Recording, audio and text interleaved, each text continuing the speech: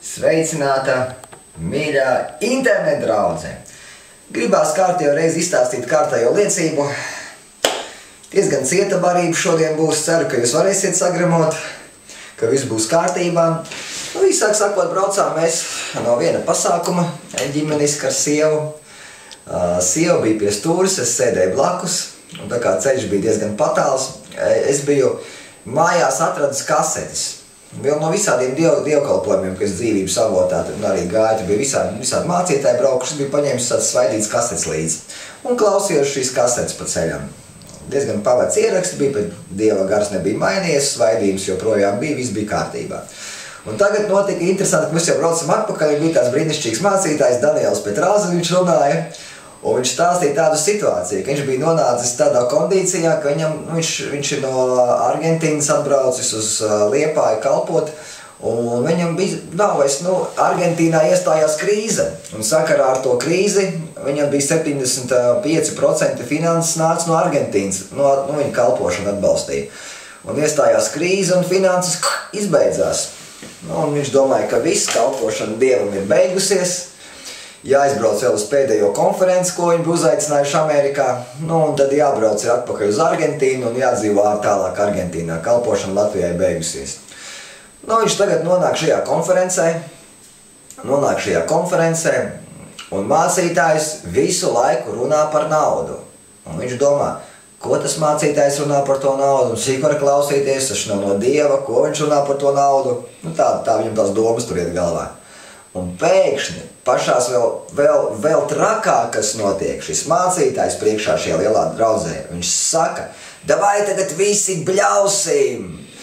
Dievs atsūti man naudu! Atsūti man naudu! Un tajā brīdī, kad viņš šitos te vārdus sāka teikt, nonāca milzīga Dieva klātbūtne mašīnā. Un mēs tieši pārbraucām pār Maskavas tiltam un iebraucām iekšā pilsētā. Un es sapratu, ka nāk svaidījums, sataisīja logu vaļā, izvilku no man mašīnā zem sēdekļa ir megafons. Un tā bija sestdienas diena, tā bija sestdienas diena, laikam diezgan kluss, tas bija viss jau bija tad pievakara, un es izvilku ārā to megafonu un sāku pilnā balsī bļaut. Jēzu, atsūti man naudu! Jēzu, atsūti man naudu vairāk, pēc iespējas vairāk. Un es bļaustījos šajā megafonā. Prāts, protams, manējais kārtējo reizi gribēja kaut ko protestēt, bet es vienkārši sajūtu Dievu klātbūtni un sapratu, ka tas ir jādara. Un es sāku bļaut. Un man man sieva, viņa diezgan daļai kautrīgi ir, pateikšams godīgi. Un viņa apstājās tagad pie svetafora, mēs apstājamies un es viņai dodu megafonu. Es saku, bļauj to pašu. Es domāju, ka viņi atkal teiks, nē, tur kaut ko sāks buksēt. Bet sieva saķēra šos te megafonu, un es izbrīnījos. Un viņa sāka bļaut.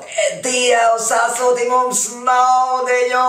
Dievs naudiņu! Es saku bļau, kamēr sarkanais. Viņa stāv pie sarkanais. Dievs atsūti naudiņu atsūti! Iedegās zaļais, paņem megafonu, es sāku tālāk bļaut. Katrā gadījumā tādā kondīcijā mēs braucām līdz Teikai. Jūs iedomājieties jau visu pilsētu un bļaut pilnā rīklē. Dievs atsūti mums naudiņu, Jēzu vairāk naudiņas. Un pie svetafora sieva bļauj. Jēzu atsūti mums vairāk naudiņas. Un tad es pamanīju to, ka, ja cilvēks ir kluss, tad mēs neredzam, kāds viņš ir, kad viņš ir skaļš. Un tad, kad es dzirdēju, ka mana sieva bļauj, es dzirdēju, ka viņas balsī ir spēks. Ir reāls spēks, kā garīgs zobens, kas sadragā vienkārši sašķir garīgo pasauli vienkārši. Reāli vēlna valstībā vienkārši vēlna valstība tiek sadragāta, un tā balss bija tāda skanīga ar milzīgu spēku. Jo redzi, ļoti bieži es sapratu to, ka vēlns bija turējis kompleksos, un kaunā sieva teica, klusāk, pazemīgāk, un sieva tā arī staigāja, bet spēks tajā klusumā nebija. Spēks bija tad, kad viņa sāka bļaut. Jā, ja sāka bļaut, tad es jūtu, ka baļākais spēks sāk cīst tos visus demonus, pa labi, pa kreisi. Es domāju, vau, super, bet neko tā neteicu no sākuma.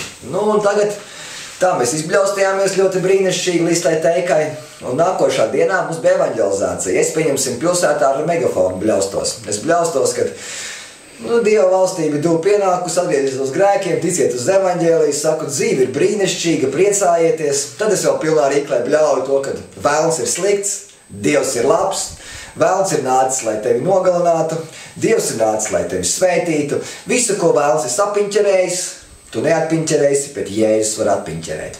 Visāds tādas atslēgas vārdus es bļaustos pilnā rīklē megafonā vecrīgā. Iepriecina cilvēks. Un sieva nākošā dienā bija atbraukusi līdzi paglaznot. Es tur tā bļaustījos, un te pienāca viens moments, ka sieva vienkārši, kas bija kautrīga, viņa pienāca klāt, paņēma megafonu un sāka šīs frāzes, viņa sāka kliegt. Jēzus Kristus ir augšām cēlies, priecājies pilsēta, Jēzus Kristus воскрес, радуйся, город. Tas nozīmē, ko mēs tieši bijām, tā bija tieši tā diena, ka Jēzus Kristus bija augšām cēlies. Un sievai es sapratu tas, kad nāca tas svaidījums, lai mēs bļautu pa to naudu.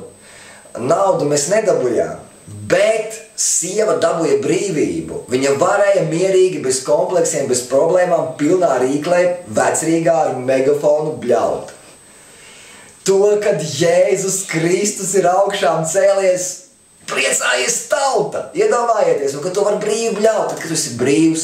Un ļoti bieži Dievs mums liek kaut ko darīt, lai mēs varētu atbrīvot sevi paši no saviem kompleksiem, ka vēlns mūs ir iemidzinājis, teica, klusāk, pazemībā. Ziniet, kas tas ir? Tā ir viltus pazemība. Aleluja, priekā. Viss notiek svētajā garā. Tā kā priecājieties un galvenais visu. Īsāk sakot, priecājieties, negruzījieties.